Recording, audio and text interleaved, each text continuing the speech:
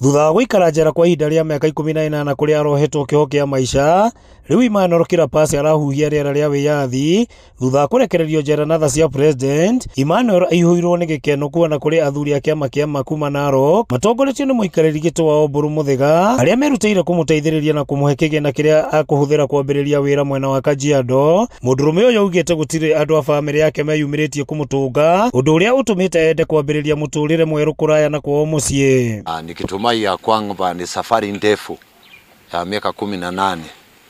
Nilikuwa na boma, nilikuwa na watoto, na kwa saa hii anaenda kuanza maisha mapya. Maana leo naelekea upande ya Kajiado. Nĩ ũrĩtie mũingĩ magetĩkagĩra kwamũkĩra arĩa maroima njera, kuona rĩrĩa marekererio aingĩ makoragwo maherete na magacenjia. Naomba msamaha kila mmoja wetu ule ambaye ananitazama kwa hii runinga siku ya leo.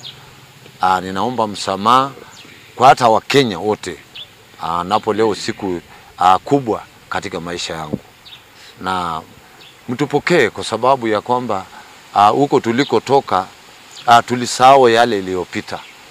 Kwa hivyo tugange yale ambayo itatupeleka mbele. Amekuwa na chaplain, amemfundisha dini na amekuwa ni mtu ambaye amebadilika, sio vile alikuja. Na ningeomba tu wala watu wako kule nje pale ataenda wamulaki kama vile sisi tumemchukua na hatumjui, wao wamchukue na zile changamoto atakuwa nazo wajue vile watasifanya ili asimame kama mwanaume wengine. Kuona ararorete kũrĩkĩrĩria mũtũrĩre wake njera, Emmanuel aroria Akenya gwĩthema kuna watho ũrĩa wothe mangĩhota nĩguo gwĩthema mũtũrĩre wa njera. Kwa hivyo naomba tu vijana wetu wakuwe watu makini, na hata si kijana tu, hata mzee, hata mtu yoyote ule.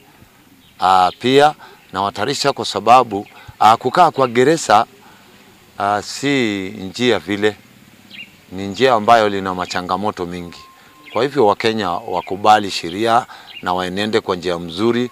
Uyu ni Emmanuel Kirabasi uroraikarite haha kahinda ka miaka 18 na riu ni augite ni acenjetie. Handũ-inĩ ha Inooro TV kuma kaunti ya Narok, rĩtwa rĩakwa nĩ Wanyũike wa Mbũgua.